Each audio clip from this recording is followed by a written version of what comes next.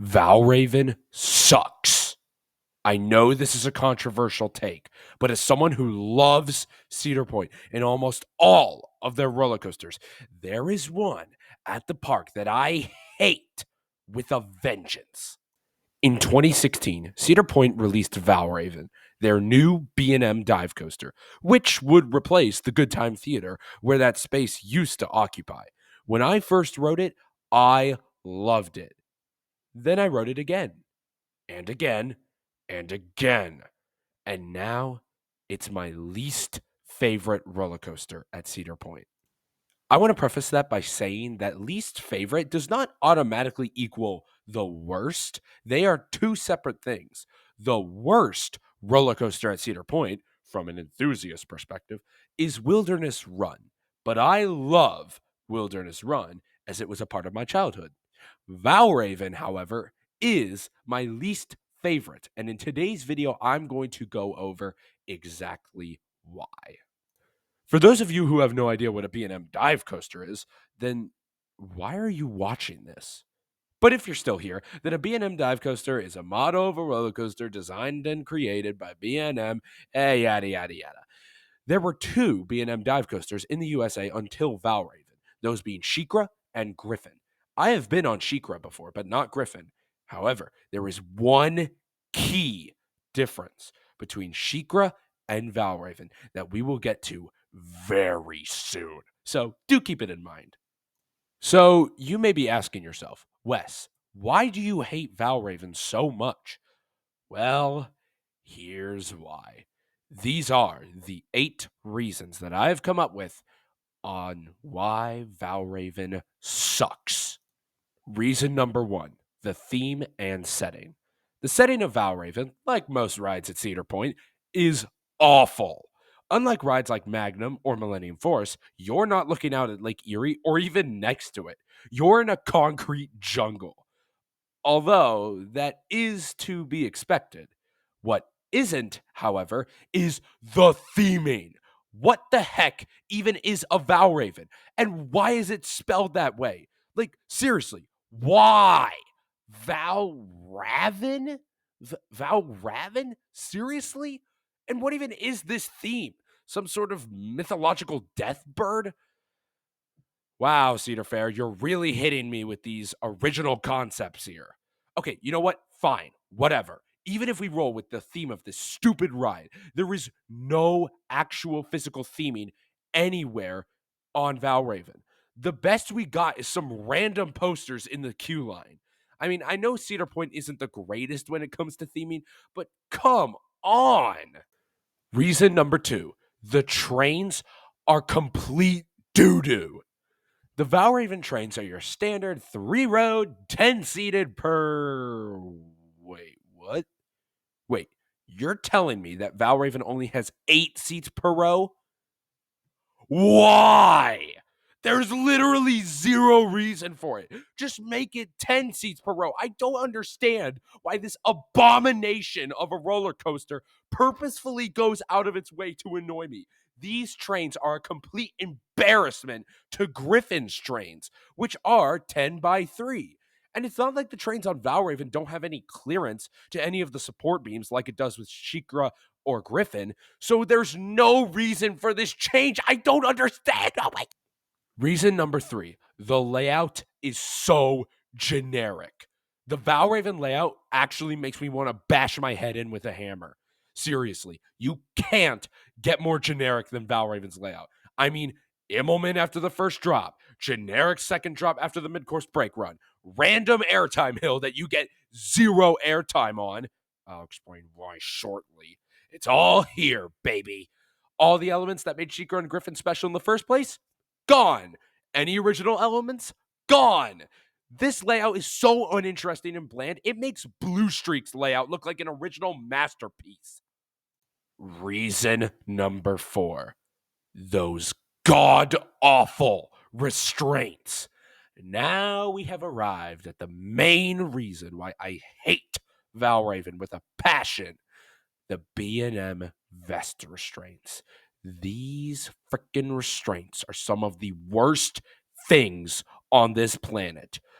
For those of you that don't understand what I'm talking about, the B&M vest restraints were introduced by, well, B&M, in case you're an idiot, in 2011 with their wing coaster model. And honestly, I actually got to admit, I actually kind of like the vest restraints on the wing coasters. It looks natural on that specific model.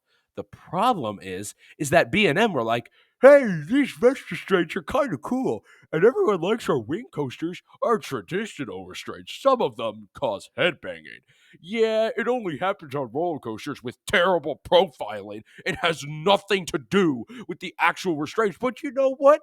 Let's add these restraints on every ride ever. And suddenly, we've got vest restraints on Banshee and then VALRAVN. So, Wes, you may be asking yourself, why do you hate the B&M vest restraints so much? Great question, random viewer. Well, the reason is because of the fact that you get zero airtime. The whole point of the drop on a B&M dive coaster is the airtime you get on said drop. But because of these stupid vest restraints, you don't get any airtime. Oh my God, oh my God. Reason number 5, it's a useless addition. Reason number 5 for why VALRAVN sucks is that it is completely useless to the Cedar Point lineup. I remember being a kid in 2015, browsing the Cedar Point website and subscribing to their YouTube channel, and I remember the day when Cedar Point announced a new coaster for 2016, their first in 3 years. Yeah, we're not counting Rougarou. I was pumped. This would be my first new addition to Cedar Point that I would actually ride on opening day. I was so excited. I couldn't wait to see what the ride would be. Would it be a GCI wooden coaster, a B&M Flyer, maybe a Gerstlauer Infinity? And then I watched the animation for VALRAVN, and I watched in despair as I realized that the ride would be a very generic B&M dive.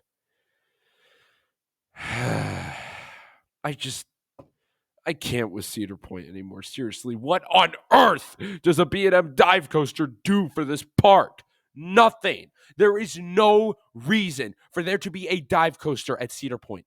To quote my horrendous history teacher, VALRAVN does diddly squat for this park. VALRAVN was already a useless addition, but now it's been made even more useless by the fact that there is Siren's Curse right next to it. Why did you make this ride if you were just going to build a much better variant of the same gimmick right next to it? I don't understand. Oh my God. Okay. Let's calm down. We're almost done talking about this disaster of a ride. Reason number 6, the operations are terrible. VALRAVN's trains are terrible. I think I've already established that. But one consequence of said trains being terrible is the horrible operations. So, let's lay out the operations, shall we? So, we've got 3 trains with 8 seats per row and 3 rows. That equals 24 people per train, 72 people per rotation of 3 trains. For comparison, we've got Millennium Force, also at Cedar Point, able to carry 36 people per train with 3 trains. That's 108 people per rotation of 3 trains. Now, normally, I wouldn't have an issue with the capacity, as Steel Vengeance has the exact same capacity as VALRAVN.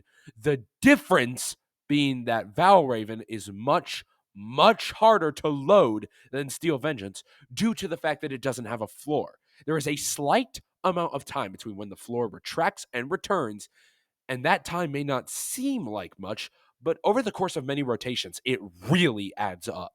The consequence of all of this is that VALRAVN always has a wait time of about 1 to 3 hours.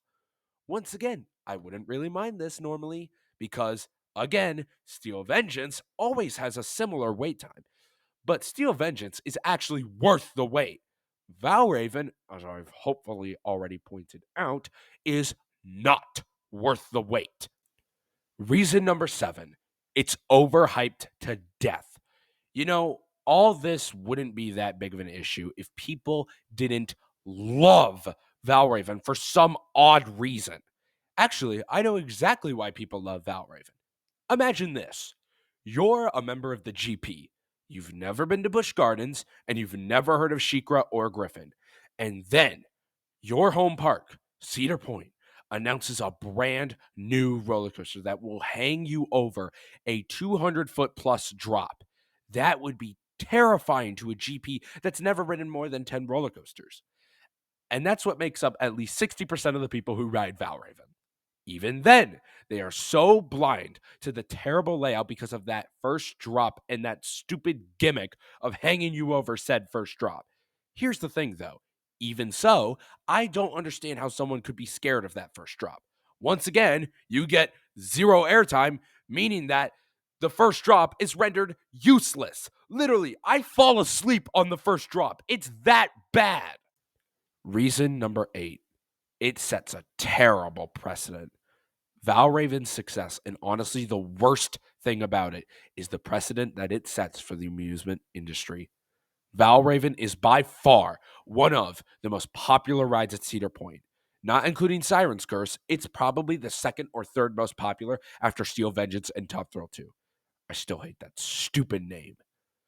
The problem with this is not only the extended wait time that I've already talked about in this video, but how Cedar Point, and by extension, Six Flags, will see the success of VALRAVN, and they'll think to themselves, hey, these B&M dive coasters seem to be a big hit, and they're bringing us tons of money. Why don't we just copy and paste these rides to all of our parks instead of making something new and original? Yeah! And the theme park world has suffered ever since. Since the opening of VALRAVN, B&M dive coasters have opened up across North America multiple times. For comparison of the said multiple B&M dive coasters that have opened in North America, if we compare the dates to which they all have opened, we have SheiKra, which opened in 2005, and then Griffin, which opened in 2007. And then we went 9 years until 2016 with VALRAVN. Then we got Yukon Striker in 2019, and many more were to follow. Since then, VALRAVN has popularized the B&M dive coaster, which is horrible considering that the B&M dive coaster, as I've pointed out, is probably the worst B&M model currently out right now. Without VALRAVN, parks wouldn't be building these new and terrible B&M dive coasters. The conclusion of all of this is quite simply a loss of creativity in the amusement park industry.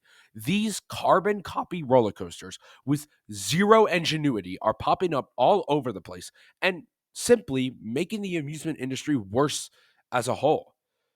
So those are my problems with VALRAVN and why VALRAVN is my least favorite roller coaster at Cedar Point, and why VALRAVN sucks.